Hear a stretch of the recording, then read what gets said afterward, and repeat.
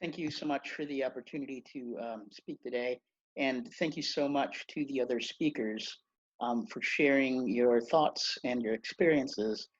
As someone who works in bioethics, I think it's oftentimes the case that bioethicists lose sight of the human element of all of this when talking about things like crisis standards of care.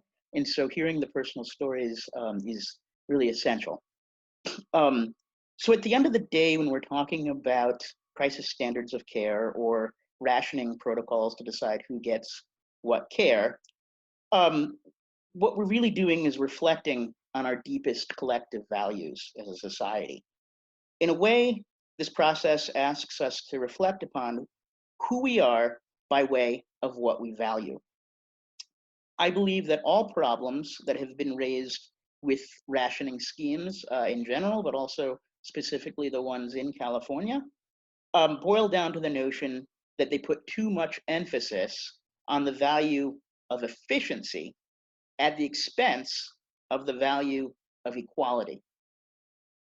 So this is not a new problem for the disability community. Whether we're talking about ramps or ASL interpreters or education accommodations or access to home and community-based attendance or ventilators, the history of the disability movement is the history of the struggle between efficiency and equality. We're used to having our equality dismissed in the name of efficiency. For decades, we've organized around the notion that recognition of our equality is worth some inefficiency. Saving more rather than fewer lives is important.